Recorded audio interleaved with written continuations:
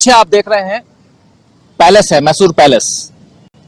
कल इसकी चर्चा हम कर भी रहे थे और आज उसके सामने हम मौजूद हैं और यहां से आप लोगों के लिए न्यूज पॉइंट लेकर हम मौजूद हैं। और सबसे बड़ी बात यह कि आज दिन भर हम लोग मैसूर से बाहर थे और दूसरी अलग अलग गतिविधियों को और अलग अलग जगहों से जो कुछ हम देख रहे हैं, जो कुछ सुन रहे हैं, जो कुछ समझ रहे हैं चुनावी यात्रा में, वहां हम कवर करने के लिए गए और समझने की कोशिश हम कर रहे थे कि आखिर चल क्या कुछ रहा है, कर्नाटक के चुनाव में क्या कुछ चल रहा है, ये समझने की कोशिश। लेकिन इससे इतर थोड़ी सी बात दिल्ली की भी करना चाहूंगा। दिल्ली की चर्चा आप लोग खूब कर चुके हैं और दिल्ली में जंतर मंतर पर पहलवानों का जो धरना है, उस धरना प्रदर्शन को लेकर के रात में एक तूफान सा आ गया। कल दिन भर दिल्ली में बारिश हुई और उसके बाद रात में दिल्ली में जब इनके लिए मतलब वहां धरनारत पहलवानों के लिए जब फोल्डिंग बेड मंगाए गए तो पुलिस ने रोकने की कोशिश की। उसके बाद से जो कुछ हुआ सोशल मीडिया के जरिए आप सब समझ चुके होंगे। लेकिन आज फिर पहलवान जो हैं वो गए थे सुप्रीम कोर्ट, लेकिन सुप्रीम कोर्ट ने कह दिया कि आप हमारे पास आए थे इस अर्जी को लेके कि एफआईआर दर्ज करवानी है। हमने एफआईआर दर्ज करवाने का आदेश दे दिया था अपने फैसले में और उसके बाद से ये चैप्टर क्लोज है। अब आपको अगर कोई किसी भी तरह की शिकायत है, कोई परेशानी है, तो आप हाई कोर्ट जाइए या लोअर कोर्ट में जाइए। तो अब आगे का रुख जो भी होगा पहलवानों का कोर्ट के लिए, वो लोअर या हाई कोर्ट का होगा। वो देखना होगा कि पहलवान क्या कुछ करते हैं। दूसरी तरफ आप उद्धव ठाकरे को जान चुके हैं। उद्धव ठाकरे ने जो बयान दिया है आज की तारीख में, वो भी प्रधानमंत्री नरेंद्र मोदी के लिए मायने रखता है, क्योंकि महाविकास अघाड़ी को लेकर के महाराष्ट्र में बहुत सारी बातें होती हैं कि महाविकास अघाड़ी, खासकर शरद पवार के ये कहने के बाद कि अब मैं अपने पद को छोड़ रहा हूं, यानी कि एनसीपी से अध्यक्ष पद को छोड़ रहा हूं, तो इसके बाद से कहा जा रहा था कि पता नहीं महाविकास अघाड़ी रहेगा कि नहीं रहेगा, यानी ये गठबंधन फिर से जीवित रहेगा या नहीं रहेगा। लेकिन इस पर भी विराम लगाते हुए उद्धव ठाकरे ने साफ साफ कह दिया है कि मोदी जी पहले आप अपनी चीज देखिए। और तीसरी बात जो कर्नाटक में चल रही है, कर्नाटक में चुनाव और चुनावी यात्रा में हम लोग हैं पिछले 4 दिनों से और लगातार आप लोगों को यहाँ के पल पल की रिपोर्ट भी पहुंचा रहे हैं, समझने की कोशिश कर रहे हैं कि क्या आखिर होने जा रहा है।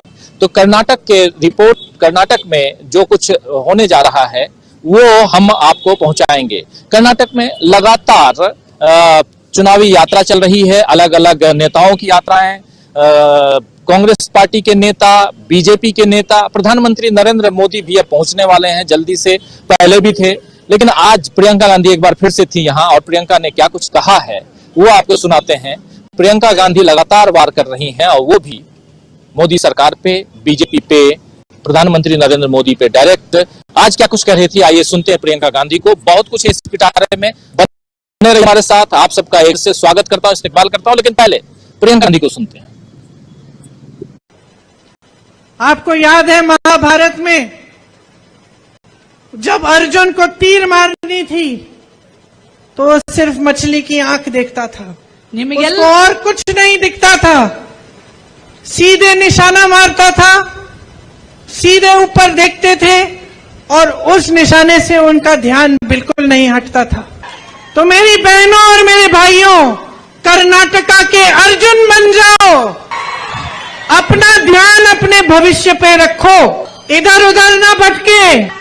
बड़े से बड़ा नेता आ जाए आपके सामने, आपकी बात नहीं की तो उसकी बातें को परे कर दो। अपना ध्यान अपनी समस्याओं पर, अपने विकास पर, अपने बच्चों के भविष्य पर, अपने पेट भरने पर, अपनी ईमानदारी पर आप अपना ध्यान एकदम सटीक रखो, उसको हिलने मत दो।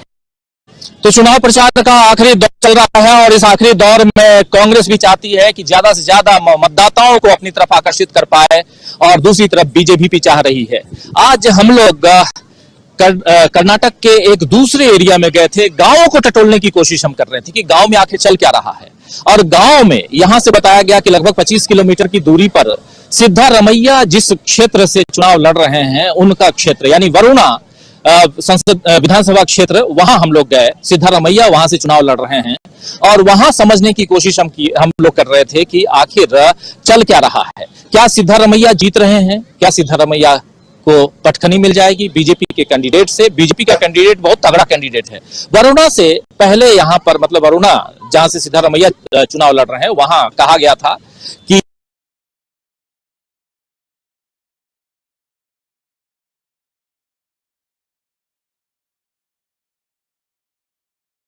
येदियुरप्पा के बेटे जो हैं वो यहां से चुनाव लड़ने के लिए नहीं आए और उसके बाद परिस्थिति ये बनती है कि आप देख रहे हैं कि यहां पर सिद्धारमैया चुनाव लड़ते हैं। सिद्धारमैया के बारे में हमने जानने की कोशिश की कि क्या कुछ चल रहा है और वहां के कुछ लोगों से ये समझने की कोशिश कर रहे थे कि क्या कहें लोग। थोड़ा कन्नड़, थोड़ा तमिल, थोड़ा इंग्लिश, अलग अलग ढंग से, क्योंकि यहाँ भाषाई प्रभुत्व है, लेकिन हिंदी भाषा तक हम पहुंचने की कोशिश करते हैं और इस कार्यक्रम में आप लोगों तक भी, क्योंकि आप लोगों को भी ठीक से जानकारी मिले कि चल क्या रहा है। सिद्धारमैया अगर जीत के आते हैं, कांग्रेस पार्टी को अगर 113 से ज्यादा सीटें मिलती हैं तो शायद वो मुख्यमंत्री बन जाएं। इसलिए मुख्यमंत्री हाई प्रोफाइल चेहरा, उनके यहाँ क्या कुछ चल रहा है जानने के लिए चलिए सीधा चलते हैं उस गांव में और समझते हैं, जानते हैं कि वहां के लोग क्या कुछ कह रहे हैं। जरा सुनिए कि वहां के लोगों से जब हमने पूछा कि आप किस मुद्दे पर वोट देने वाले हैं, किसको वोट देने वाले हैं, तो गांव के लोग क्या कुछ कह रहे हैं सुनिए जरा। कर्नाटक के वरुणा विधानसभा क्षेत्र के एक छोटे से गांव की कहानी सुनिए, देखिए। ये बताइए कि यहाँ पर जो चल रहा है सिद्धारमैया, यहाँ से सिद्धारमैया, पहली बात तो सिद्धारमैया यहाँ आए हैं आप लोगों की कंस्टिट्यूएंसी में?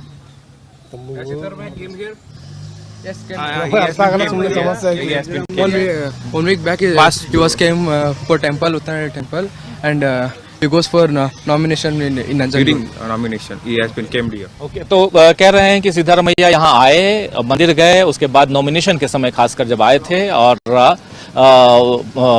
यानी कि इन लोगों ने सिद्धारमैया को यहाँ आता है, इधर आता है सिद्धारमैया सब पूरा परिचय है, शादी को पूरा पैसा दे दिया, पूरा ज्यादा दिन के तो फुल काम कर दिया। इसीलिए तो शादी ब्याह हो या और भी काम हो, डेवलपमेंट हो, लोगों की परेशानियां हो, चाहे मेडिकल परेशानी हो या ऐसे नॉर्मल हो, एजुकेशन हो, इन सब में सिद्धारमैया ने हमेशा काम किया है। इसीलिए सिद्धारमैया को ये लोग चाहते हैं। कितनी सीट आ रही है कांग्रेस को, कितनी बीजेपी को? 140 आता है, सीएम सिद्धारमैया आता है। कुछ लोग मिलते हैं यहाँ पे जो बात करते हैं, जो युवा हैं, यंगस्टर्स हैं, वो उनको मोदी जी बहुत पसंद है। कई लोग कहते हैं कि नहीं मोदी ने 1 रुपए काम नहीं कर रही है, उसको भाषण करता है, टूरिंग में आता है, इधर पूरा आदमी काम कर दिया सिद्धरामैया साहब, सिद्धरामैया सरकार, गवर्नमेंट कांग्रेस सरकार आता है इधर। तो सुन रहे थे, हालांकि बहुत लंबी बातचीत है, इस बातचीत को हम अपलोड कर देंगे अलग से और आप अगर देखना चाहें, सुनना चाहें तो जरूर सुनिए, जरूर देखिए। लेकिन इसके बाद हम लोग सीधे पहुंचे एक रैली में जो सिद्धारमैया रहे थे और ये जानने की कोशिश हमने की कि क्या भीड़ भाड़ है, क्या लोग जो हैं गांव में, क्योंकि शहर में कुछ दिखाई, गांव में भी पोस्टर बैनर कुछ भी नहीं है, जा रहा है कि सीधा सीधा रुपया का मामला है। यहाँ मामला और किसी चीज का नहीं है। आप बैनर पोस्टर देखें ना देखें कोई फर्क नहीं पड़ता, लेकिन इतना है कि घरों में कहीं टीवी, कहीं फ्रिज, कहीं कुछ और पहुंच चुका है और पहुंचने वाला है। ये सारी बातें हो रही हैं। कौन दे रहा है, कौन नहीं दे रहा है, कौन ले रहा है, कौन नहीं ले रहा है, ये बात दूसरी है। लेकिन बात पहली ये है कि हम लोग पहुंचे एक गांव, इसके बाद वरुणा क्षेत्र के ही एक गांव में, वो बॉर्डर है और बॉर्डर 2 विधानसभा क्षेत्र का है और वहां जानने की कोशिश कर रहे थे कि पता चला कि सिद्धारमैया खुद यहाँ पे रोड शो कर रहे हैं। उस रोड शो में कितनी भीड़ है, कितने लोग हैं, ये हमने जानने की कोशिश की। आइए जरा उस रोड शो को देख लेते हैं। छोटा सा नमूना आपके सामने पेश कर रहा हूं जिससे कर्नाटक की तस्वीर आप तक पहुंचेगी कि कर्नाटक में चल क्या रहा है। दिल्ली में जो हम लोग बैठ करके स्टूडियो से चर्चा करते हैं दोस्तों, और वहां बैठ करके वही सारी चीजें अनुमान लगा करके हम बात करते हैं जो अलग अलग चैनलों में, अलग अलग अखबारों में खबरें छपती हैं उस आधार पे।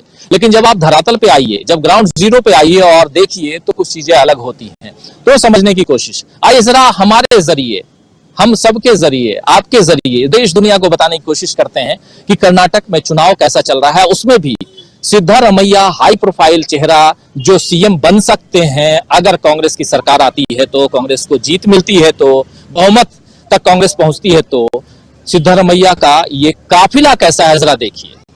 कॉन्स्टिट्यूंसी में एक अलग गांव और उस गांव में जबरदस्त भीड़ इस वक्त आप देख रहे हैं। सिद्धारमैया जो हैं वो सड़क पे हैं और उनका काफिला पूरा, और चारों तरफ अगर आप देखें तो भीड़ ही भीड़ है, जबरदस्त भीड़। और इस भीड़ के बीच आपको पीले झंडे ज्यादा दिखाई दे रहे होंगे, जबकि जो कांग्रेस का ओरिजिनल झंडा है वो कम।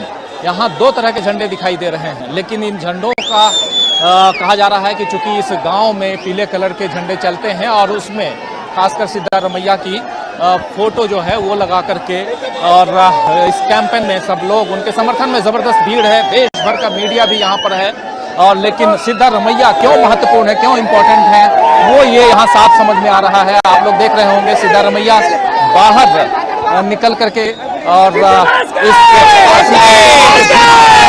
समर्थकों के बीच तो जबरदस्त भीड़ आप देख चुके। और पीली शर्ट में आज मैं हूं दिन भर से, और वहां भी आप देख रहे होंगे पीले झंडे दिखाई दे रहे थे। पीले झंडे की खबर भी बताएंगे, और हमारे साथी प्रशांत टंडन जी लगातार हमारे साथ जुड़े हुए हैं। और आप सब जानते हैं कि इस चुनावी यात्रा में दिल्ली से साथ हैं प्रशांत टंडन जी। प्रशांत टंडन जी ने भी बातचीत की, और वहां खासकर इस रैली में बहुत हाई प्रोफाइल लोग थे। जब सिद्धारमैया हो तो उनके साथी क्यों नहीं होंगे। कर्नाटक प्रदेश कांग्रेस के जो महासचिव हैं यानी जनरल सेक्रेटरी, वो मिल गए वहां, उनसे बातचीत की हमारे साथी प्रशांत टंडन जी ने।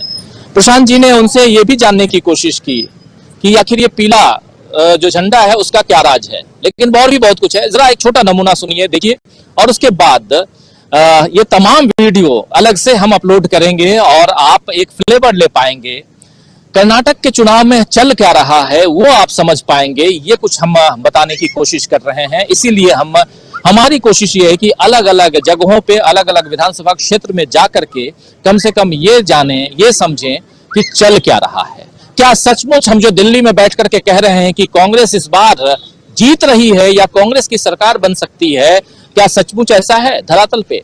इसके बारे में भी बात करेंगे, क्योंकि आज हम लोग बेंगलुरु से लेकर मैसूरू से भी आगे जा करके और उसके बाद वापस आए, रास्ता पूरा तो समझने की कोशिश, और इतना फ्लेवर तो मिल चुका है कि कर्नाटक में हो क्या रहा है। इसलिए बने रहिए। लेकिन पहले सुनते हैं प्रशांत टंडन जी की बातचीत कांग्रेस के प्रदेश महासचिव से। क्या कुछ कह रहे हैं वो सुनिए। यहाँ पे कर्नाटक में घूम रहे हैं कुछ दिनों से, और हम ये देख रहे हैं कि जो मुख्यमंत्री हैं बोम्मई, उनसे ज्यादा पॉपुलर प्रधानमंत्री नरेंद्र मोदी यहाँ पे, तो उसका और प्रधानमंत्री नरेंद्र मोदी के लगातार भाषण हो रहे हैं, रैलियां हो रही हैं, बार बार चुनाव प्रचार में यहाँ आ रहे हैं, तो इसका कोई असर पड़ेगा?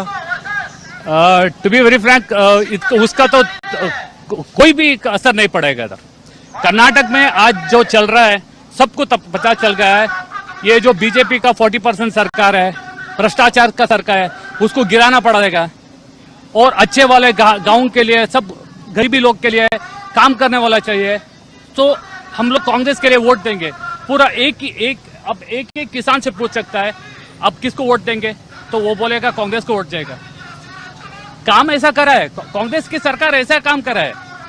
हमारा जो नेशनल लीडर्स है उससे भी ऐसा है। राहुल जी का जो इधर भारत जोड़ो यात्रा से भी हुआ, सब आपका भीड़ तो देखते हैं कैसा चलेगा, तो कांग्रेस इधर 100% आएगा। बीजेपी के पास यहाँ पे कर्नाटक में लिंगायत वोट बहुत मायने रखता है, हाँ। और लिंगायत वोट येदियुरप्पा की वजह से बीजेपी के पास जाता रहा है। अभी आपने जो पूर्व मुख्यमंत्री थे जगदीश शेट्टर, हाँ। वो भी आपकी तरफ आ गए आखिरी मौके पर, हाँ। तो वो लिंगायत नेता हैं, और डिप्टी सीएम भी लिंगायत नेता हैं। तो क्या उसको आपको लग रहा है कि क्या लिंगायत वोट इस बार बीजेपी को उतना मिलेगा जितना मिलता रहा है? येदियुरप्पा अभी भी बड़े नेता हैं। नहीं, अभी जो हमारा जी शेट्टर जी आया है और लक्ष्मण सवदी आया है, हमारे पास अभी कांग्रेस में बहुत सारे लीडर्स है, लिंगायत का लीडर, सब मिलके अभी कांग्रेस के लिए ये जो लिंगायत का वोट बैंक था वो सभी हमारे पास है अभी, और सब कांग्रेस के जोड़ में आ रहे हैं। बताइए कि कांग्रेस मैनिफेस्टो में सरकार में अगर आए तो पीएफआई और बजरंग दल के खिलाफ भी एक्शन लेने की बात कही है। इससे क्या हुआ कि पीएफआई पे तो ऑलरेडी बैन है, बजरंग दल पे बैन की बात या बजरंग दल पे कानूनी कार्रवाई की बात हुई, तो इससे उसको बीजेपी ने बहुत उसको उठा लिया। हनुमान चालीसा का पाठ कर रहे हैं कर्नाटक में, ये मुद्दा क्या कर्नाटक में कितना अहम बड़ा बन जाएगा? नहीं सर जी, ये सब कोई असर नहीं पड़ेगा। ये जो आप मुद्दा जो बोल रहे हैं वो सब हमारा नेता लोग है, लीडर लोग है, हमारा कांग्रेस पार्टी का नेता है, सब पहले ही बता दिया है what is going to happen with this, if you don't mind, because Hindi का बहुत बात हो रहा है, उसका असर नहीं पड़ेगा सर जी। तो सुन रहे थे आप, कोई असर नहीं पड़ेगा। बजरंग दल की बात हो रही थी, उस पर भी हम लोगों ने काफी रिसर्च करने की कोशिश की, बहुत सारे अलग अलग लोगों से बात करने की कोशिश की कि क्या ये जो बजरंग दल का मामला है मैनिफेस्टो में जो आया है उसका कोई असर होने वाला है क्या। तो अलग अलग लोगों से भी बात करके हम समझने की कोशिश कर रहे थे।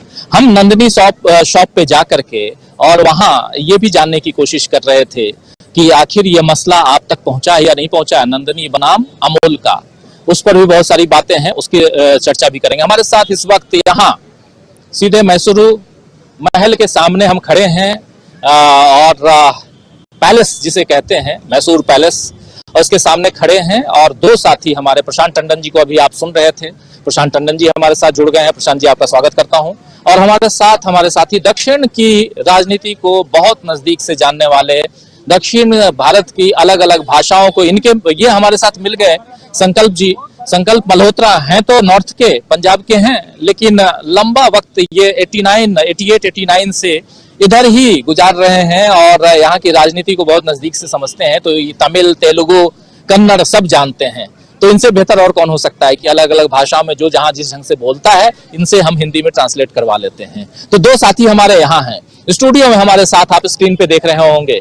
हमारे साथ जुड़े हुए हैं प्रोफेसर अखिल स्वामी जी हमारे साथ जुड़े हुए हैं, हमारे साथ शकील अख्तर जी जुड़े हुए हैं, हमारे साथ प्रेम कुमार जी जुड़े हुए हैं, हमारे साथ जुड़े हुए हैं डॉक्टर दीपक पाचपोर जी। तो आप चारों का भी बहुत बहुत स्वागत करता हूं और स्वागत इस्तकबाल आप तमाम दोस्त साथी शुभचिंतक सबका जो अब तक जुड़ चुके हैं, जुड़ने वाले हैं। लगातार भागम भाग की स्थिति है और ऐसी स्थिति में कई बार ऐसा होता है कि बहुत